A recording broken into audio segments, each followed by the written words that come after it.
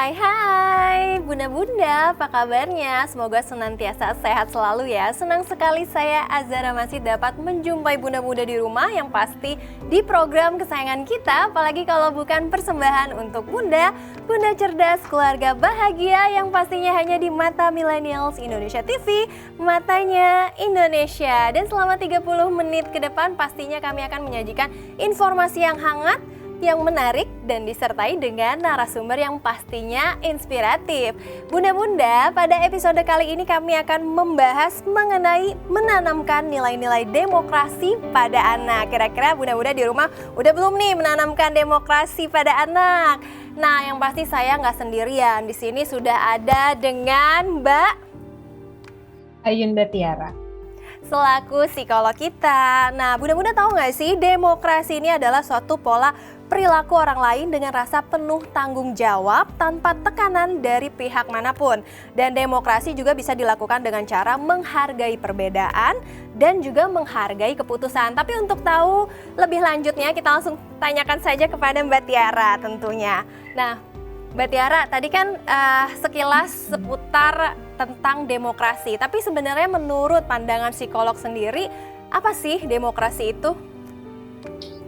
Oke, jadi demokrasi ini adalah suatu konsep gitu ya, suatu nilai sebenarnya, suatu nilai di mana orang-orang yang berada di dalamnya bisa memiliki kebebasan dalam hal berpendapat, kemudian juga selain kebebasan berpendapat, juga kelapangan, keleluasan hati untuk menerima pendapat dan perbedaan yang berada di sekitarnya.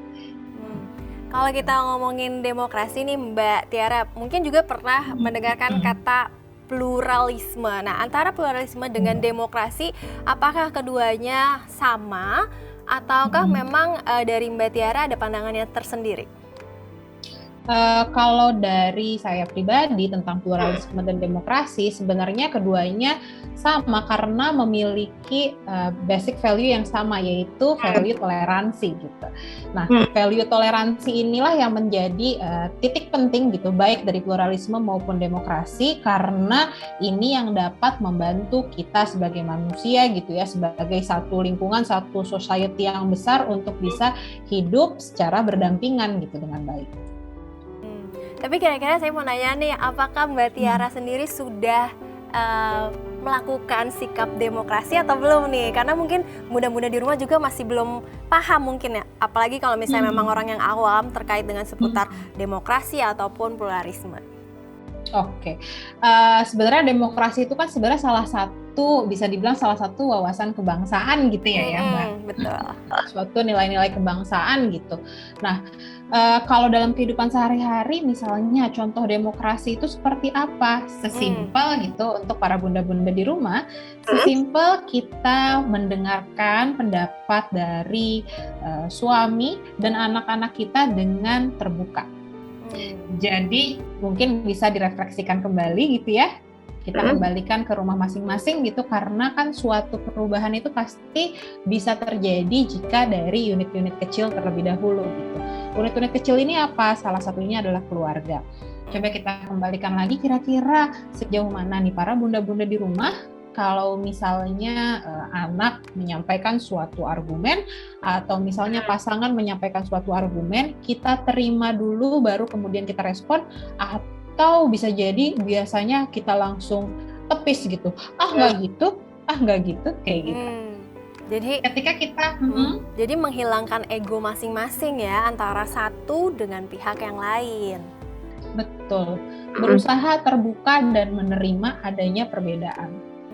Tapi kalau kita ngomongin sikap demokrasi ini, apakah bisa timbul dengan sendirinya ataukah memang sedari kecil ini harus ditanamkan nilai-nilai demokrasi khususnya dari orang tuanya kepada anaknya?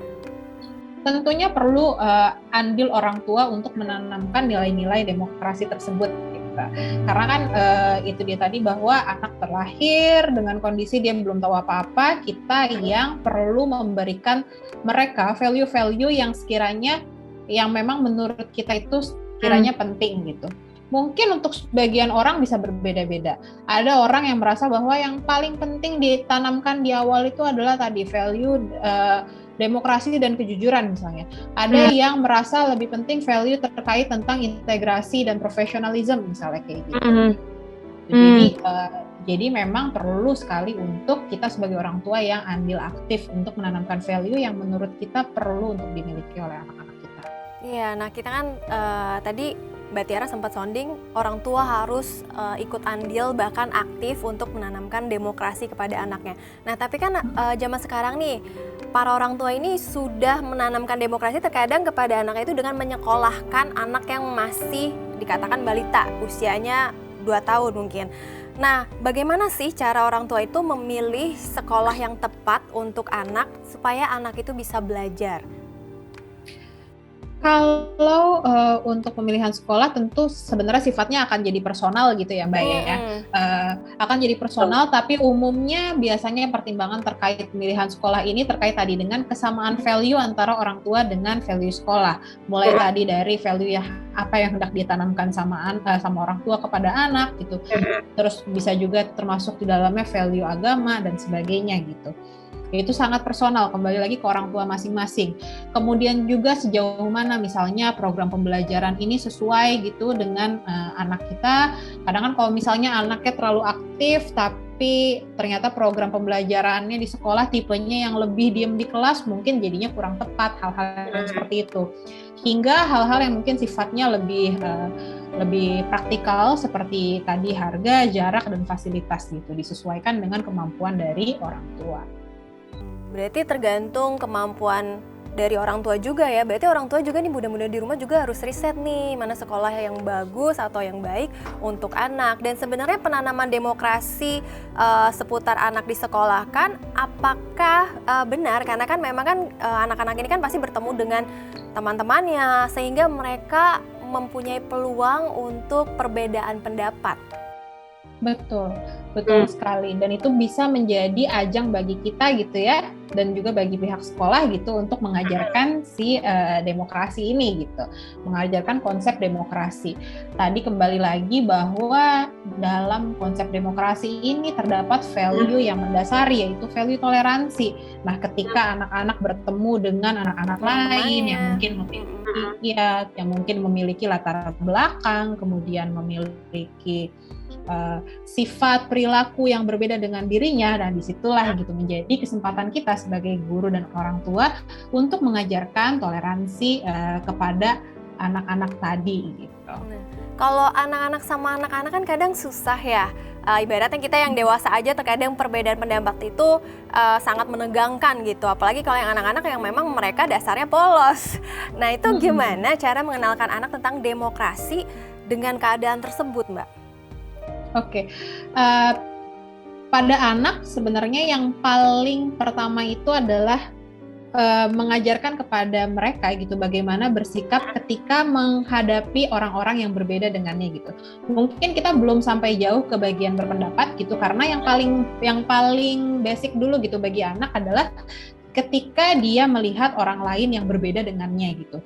Mungkin orang dengan warna kulit yang berbeda gitu, atau mungkin orang dengan penampilan berbeda, atau misalnya mungkin dia melihat orang dengan disabilitas seperti itu.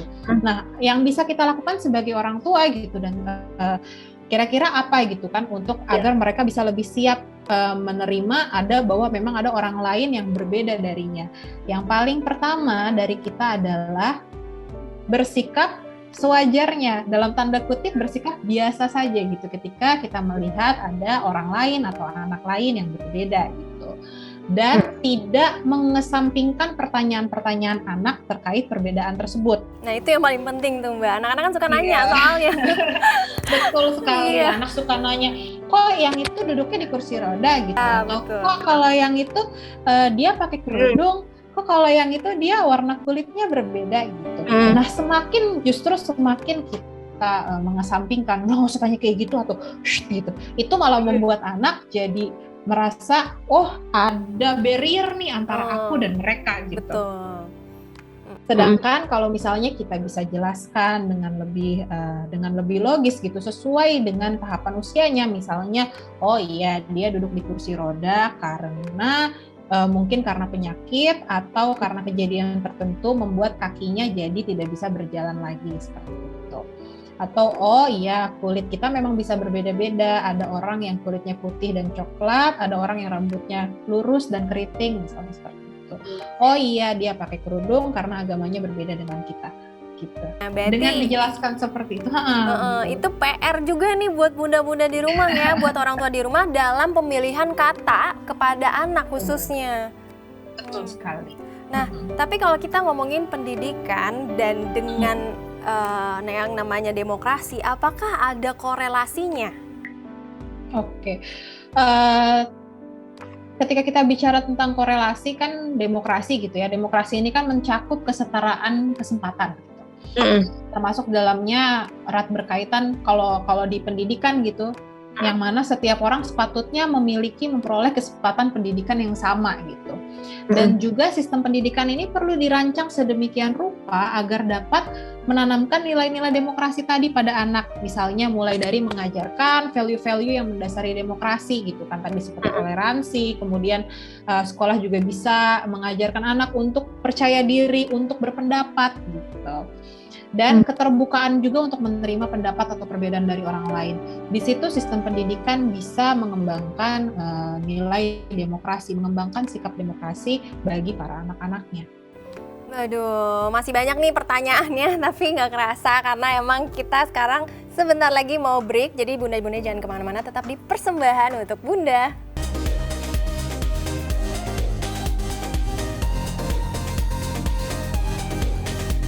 Terima kasih Anda masih menyaksikan Persembahan untuk Bunda dan masih bersama saya Zara Masid dan juga Ayunda Tiara. Iya, tadi kan kita ngomongin sebenarnya berarti pendidikan dan juga demokrasi itu ada korelasinya antara keduanya. Tapi kalau kita ngomongin peranan pendidikan sendiri, khususnya sekolah di dalam demokrasi itu seperti apa sih Mbak? Apakah besar peranannya dan bagaimana? Besar sekali. Karena apa? Karena pendidikan ini merupakan suatu hal yang tidak bisa terelakkan gitu, yang terikat sekali gitu dengan anak-anak gitu. Dimana berarti kalau kita mau menanamkan nilai-nilai kebangsaan gitu, pastinya menanamkan nilai kebangsaan sejak dini pasti yaitu dia tadi harus juga menyentuh sistem pendidikan gitu.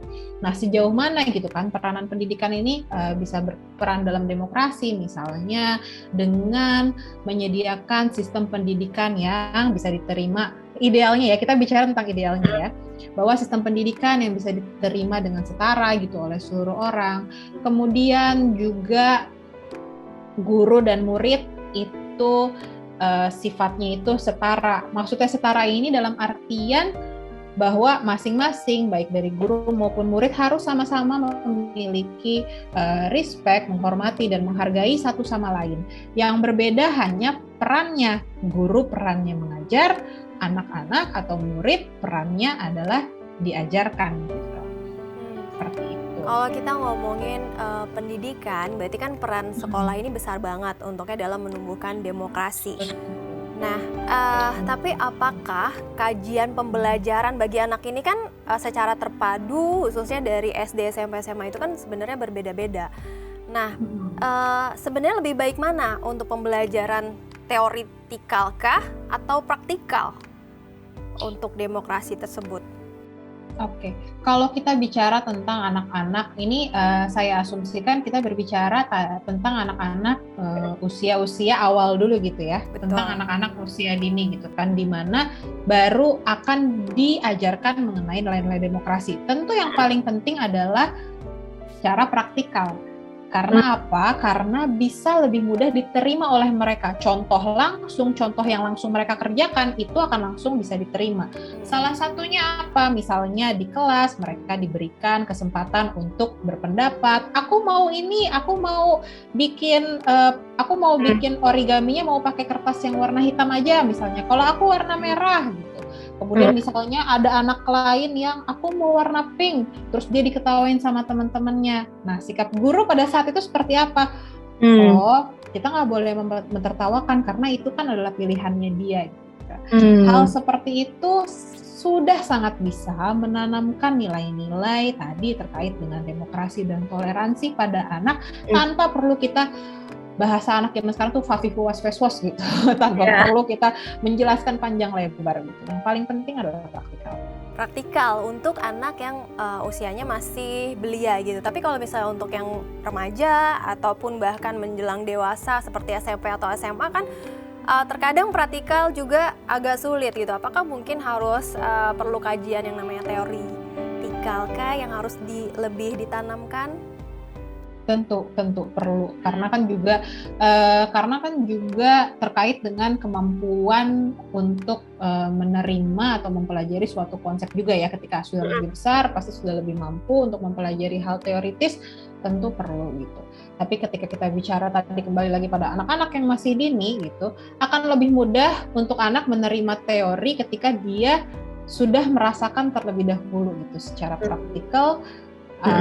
Apa benefit dari teori yang sedang dia pelajari tersebut.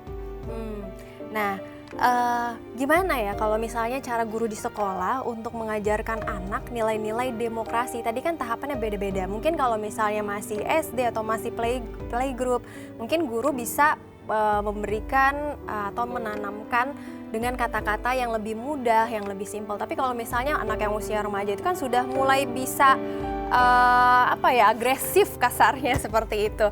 Nah itu bagaimana Mbak? Terkadang saya tidak bisa menerima, bahkan egonya lebih tinggi. Terkadang kan seperti itu biasanya kalau yang remaja. Nah itu gimana? Mungkin untuk para guru-guru terkait dengan anak-anak yang sudah lebih besar gitu ya, yang sudah lebih bisa berargumen, yang pasti adalah kembali lagi dulu ke esensinya bahwa kita perlu memperlakukan anak-anak dengan sama dan equal, tidak ada favoritism, kemudian menghormati dan menghargai semua anak sama rata gitu, seperti itu. Itu yang perlu dulu kita misalnya sebagai pendidik untuk tanamkan terlebih dahulu. Karena apa? Karena ketika kita tidak menanamkan hal tersebut, sangat mudah untuk anak-anak, terutama anak-anak yang pra-remaja dan remaja, untuk memutarbalikan itu gitu kepada kita bahwa ibu juga nggak kayak begini, misalnya kayak gitu. Atau Pak guru juga nggak seperti itu gitu. Seperti itu. Kemudian juga misalnya discuss, memberikan kesempatan pada anak-anak gitu untuk menyampaikan apa yang mereka sampaikan dan direspon dengan netral. Maksudnya direspon dengan netral seperti apa? Jadi iya betul, tidak memihak. Jadi nggak yang kok gitu, gitu. Tapi justru kita baik, itu yang kamu pikirkan gitu, oke. Baik, pandangan kamu seperti itu, oke. Dan juga kita nggak ada salahnya, apalagi kalau anaknya udah lebih besar gitu ya, kita menyampaikan pandangan kita, tapi tidak dengan cara agresif gitu. Ya udah kita jelaskan aja gitu. Tidak perlu untuk selalu emosi.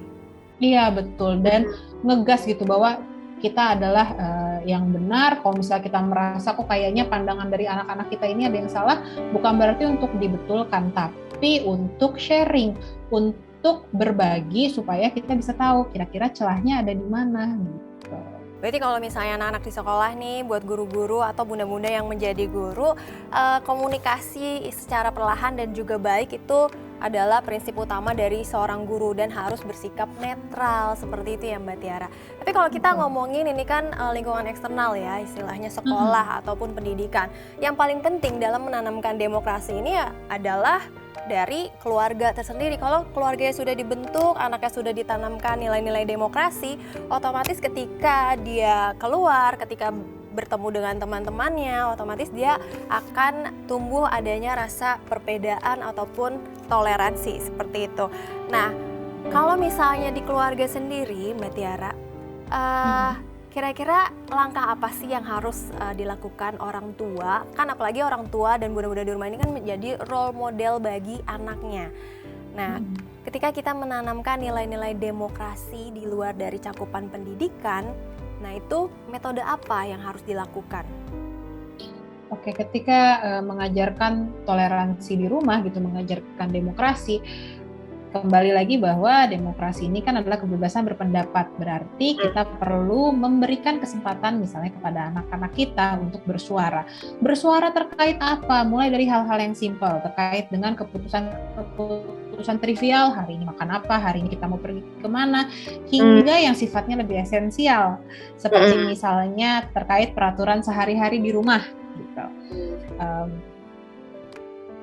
Terkait peraturan sehari-hari di rumah, oke, kamu prefernya makan pagi di jam berapa?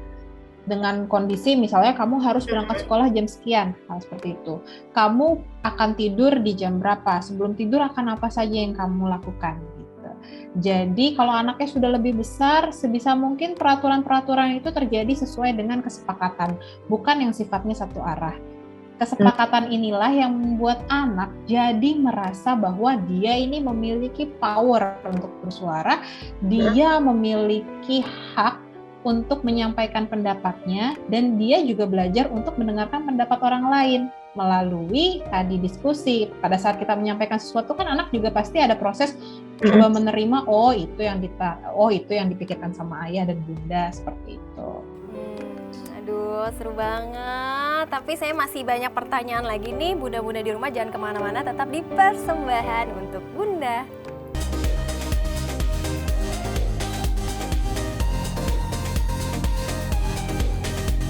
Terima kasih Anda masih setia di program Persembahan untuk Bunda dan masih bersama saya Zara Masid dan juga Ayunda Tiara. Iya, tadi kan kita membahas terkait dengan menanamkan demokrasi, khususnya yang paling penting adalah dari rumah dulu nih, dari bunda-bundanya di rumah dulu dalam mengajarkan anak. Nah, tapi kan apakah semua ide atau suara dari anak-anak para bunda-bunda di rumah ini harus diiyakan selalu gitu? Karena kan kita memahami adanya perbedaan pendapat dan tadi kita mempertanyakan soal semua anak nih boleh membuka suaranya. Nah, apakah harus selalu diiyakan? Dan ini berarti kalau misalnya tidak diiyakan tentang suaranya anak-anak ini berarti kan mereka mungkin bisa saja marah gitu. Kok pendapatku tidak diterima? Itu gimana, Mbak? Biasanya anak merasa marah karena itu dia tadi, selain karena keinginan tidak terpenuhi, juga karena dia tidak tahu mengapa yang dia mau itu tidak dituruti. Gitu. Sehingga perlu sekali untuk kita memberikan penjelasan dengan secara logis. Jadi kalau misalnya tadi Mbak Zahra bertanya, perlu atau enggak semua pendapat dari anak itu dipenuhi? Tentu tidak. Tentu kita perlu kembali lagi berusaha mempertimbangkan apakah hal tersebut bisa dilakukan atau enggak. Misal pada saat weekday anak bilang aku mau tidurnya jam 11 malam aja padahal jam 7 paginya dia harus sekolah. Itu kan memungkinkan karena itu dia tadi akan membuat anak besok paginya menjadi lebih lelah, jadi lebih nggak semangat sekolah gitu, dan jadi lebih nggak fokus untuk mengerjakan pekerjaan-pekerjaan di sekolah, sehingga itu perlu dikomunikasikan. Nah, di sini juga jadinya membiasakan anak mengetahui bahwa demokrasi ini bukan berarti segala hal yang kita mau itu harus dituruti gitu. Bukan berarti karena kita punya kebebasan berpendapat kemudian harus dituruti, enggak gitu. Tapi demokrasi ini juga tadi terkait dengan toleransi, terkait dengan menerima hal yang mungkin pada saat ini kita rasa tidak sesuai, tapi selama memiliki penjelasan logis di baliknya bisa kita coba gitu. Itu termasuk salah satu value dari demokrasi. Dan juga tadi ini Mbak, terkait dengan mengajarkan demokrasi juga ada salah satu konsep kan namanya restitusi, gitu. Memperbaiki kesalahan gitu. Jadi ketika misalnya anak melakukan kesalahan di rumah gitu, kemudian atau tidak melakukan sesuai dengan kesepakatan gitu. Meminta maaf itu penting, mereka perlu meminta maaf, tapi mereka juga perlu berperan aktif untuk memperbaiki kesalahan tersebut. Jadi itu juga bisa menjadi salah satu bentuk nilai demokrasi yang diajarkan kepada anak di rumah. Ini kan kalau kita ngomongin yang tadi untuk dari orang tua khusus anaknya, tapi kalau kita ngomongin adik dan kakak, kadang adik dan kakak itu bukan hanya perbedaan pendapat saja, mereka suka berantem. Istilahnya saya juga punya kakak, punya adik masih kecil tuh pasti sering yang namanya berantem. Nah, untuk mengatasi hal tersebut gitu kan, kadang kakak dan sama adik tuh suka tidak mengalah istilahnya. Bagaimana peran orang tua yang khususnya harus dilakukan ketika adik dan kakak ini berantem, mungkin karena salah satunya perbedaan pendapat atau karena salah satunya tidak mengalah? Pada dasarnya untuk setiap konflik, tidak hanya pada adik dan kakak gitu ya, tapi misalnya konflik dengan anggota keluarga yang lain gitu. Betul. Nah, peran dari pihak ketiga, maksudnya pihak ketiga ini pihak yang tidak berkonflik, misalnya adik dan kakak berarti orang tuanya gitu kan, sebagai pihak ketiga dalam tanda kutip. Ini peran yang bisa dilakukan adalah menampung dulu gitu pendapat dari masing-masing anak gitu. Penting untuk membuat masing-masing pihak merasa bahwa mereka didengarkan gitu. Penting mencurahkan dulu apa yang dirasakan gitu. Baru kemudian coba untuk kita bantu komunikasikan. Kalau anak-anak sudah lebih besar misalnya, kita bisa bantu kasih prolog ke adiknya, ini loh kakak tuh merasakan seperti ini, kamu mau ngobrol sama dia gitu. Terus kakak juga bisa kita bilang, kak adik tuh merasanya seperti ini gitu. Mungkin akan lebih baik kalau kalian obrolin berdua gitu. Kalau kalian merasa nggak nyaman misalnya, bisa ditemenin dulu sama mama seperti itu. Penting untuk tadi mendengar dari kedua sisi, kemudian kita bantu untuk komunikasikan. Berarti bunda-bunda di rumah ingat ya harus netral, jadi nggak boleh memihak antara kakak dan adik. Dan kadang kan bunda-bunda di rumah atau orang tua di rumah juga suka memihak tuh, yang bontot istilahnya, yang dibelain, udah kakak ngalah aja. Berarti sikap seperti itu nggak boleh sama sekali ya Mbak? Betul sekali, karena sebenarnya idealnya kan kita nggak bisa gitu ya membedakan anak hanya karena urutan lahirnya gitu, bahwa kak kamu tuh sulung, kamu harus jadi contoh untuk adik-adik kamu, dek kamu tuh harus nurut apa kata kakak kamu. Enggak, tapi justru kita mengajarkan anak kita bagaimana berfungsi menjadi individu yang seutuhnya gitu, bahwa kita perlu bertanggung jawab terhadap diri kita sendiri, kakak perlu bertanggung jawab terhadap dirinya sendiri, terlepas nantinya jadi contoh untuk adik-adiknya itu belakangan. Adik perlu untuk mengikuti contoh-contoh baik yang ada di sekitarnya, terlepas itu datangnya dari kakak ataupun dari orang tua atau dari lingkungan sekitarnya, seperti itu. Itu adalah pengajaran yang paling simpel dan mudah ya sebenarnya. Kadang kan orang tua juga tidak paham, mungkin lebih membela adiknya karena adiknya masih kecil dan kakaknya jadi tidak terbela. Dan kakaknya selalu terkena tekanan gitu ya, harus menjadi panutan yang baik buat adik-adiknya. Tapi kalau kita ngomongin nilai-nilai demokrasi tadi kan berarti kan sangat penting diajarkan sejak dini. Nah itu kenapa sih? Karena jika anak tahu tentang nilai-nilai demokrasi sejak dini, mereka jadi paham gitu bahwa ada yang namanya kebebasan yang bertanggung jawab. Ini menjadi penting sekali karena kita hidup sekarang di era digital nih ya Mbak ya. Di era digital yang kita bisa komen kapanpun, komen apapun yang kita mau, kapanpun itu, dimanapun itu gitu. Jadi batasan-batasan terkait dengan jarak, waktu dan sebagainya itu udah buyar gitu kan ya dengan adanya era digital gitu. Dan mudah sekali gitu bagi orang-orang misalnya untuk memberikan komentar-komentar yang jahat misalnya, atau yang tidak bertanggung jawab gitu di sosial media. Nah, ketika kita mengajarkan kepada anak bahwa kamu memiliki kebebasan tapi kamu tetap perlu bertanggung jawab gitu. Kamu memiliki kebebasan tapi kamu perlu ingat bahwa orang lain juga memiliki haknya untuk hidup dengan baik, memiliki haknya untuk merasa nyaman, untuk merasa aman gitu. Sehingga kedepannya mereka itu dia tadi bisa memiliki kebebasan yang tetap punya boundary gitu. Selain itu anak juga jadi lebih bisa menghargai perbedaan dan keberagaman, dan itu menjadi sangat penting karena tidak bisa dipungkir nanti kita hidup akan selalu bertemu dengan orang-orang lain yang punya latar belakang serta mindset yang berbeda dengan kita gitu. Menyikapinya itu sangat bisa menentukan bagaimana kita thriving. Nah kalau ngomongin demokrasi itu kan sebenarnya mungkin bagi sebagian bunda-bunda itu sangat berat ya. Apakah memang bunda-bunda ini harus yang memang backgroundnya teredukasi dari segi pendidikan? Tapi banyak sekali kan bunda-bunda yang memang hanya ibu rumah tangga dan bahkan mungkin tidak sekolah juga banyak. Tapi bagaimana para bunda-bunda di rumah perannya sebagai orang tua itu mereka ingin belajar dan ingin menanamkan demokrasi kepada anak-anaknya?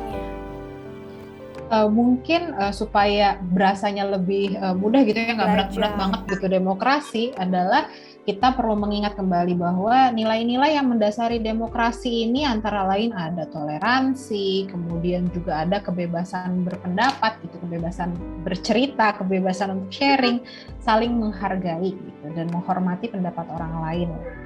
Harapannya ini menjadi tidak terlalu berat bagi para bunda-bunda di rumah karena itu sangat bisa dilakukan di rumah gitu.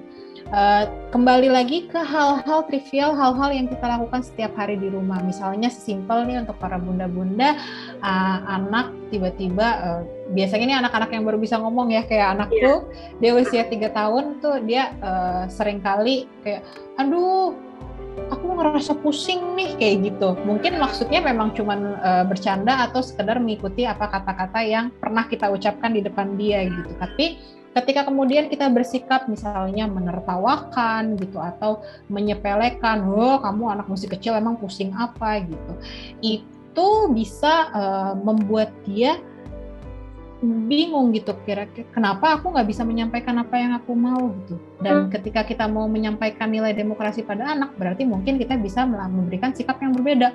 Oh kamu pusing, sejak kapan? Oh kamu pusing, kenapa? Kira-kira kita bisa ngapain, mau tidur dulu atau sebagainya gitu. Jadi sesimpel dengan berusaha menerima semua penyampaian dari anggota keluarga dengan terbuka dulu, bukan untuk membalas tapi untuk mendengarkan, untuk menerima dulu apa yang disampaikan oleh anggota keluarga yang lain. Tuh ya bunda-bunda, ingat ya harus komunikasi yang baik, perlahan sama anak, dan harus terbuka dan menerima apa yang disampaikan anak. Walaupun itu misalnya istilahnya kalau anak-anak mungkin caper doang atau butuh komunikasi, butuh teman main, butuh teman ngobrol, itu it's okay ya Mbak Tiara. Tapi nggak berasa nih ternyata kita sudah di penghujung acara, artinya sudah 30 menit kita bersama dengan Mbak Tiara. Terima kasih loh atas informasinya yang sangat luar biasa. Jadi buat bunda di rumah, jangan lupa saksikan terus persembahan untuk bunda di episode lainnya yang gak kalah menarik dari tema hari ini. Dan saya Azhara Masid bersama dengan Ayunda Tiara. Kami pamit undur diri, bye-bye.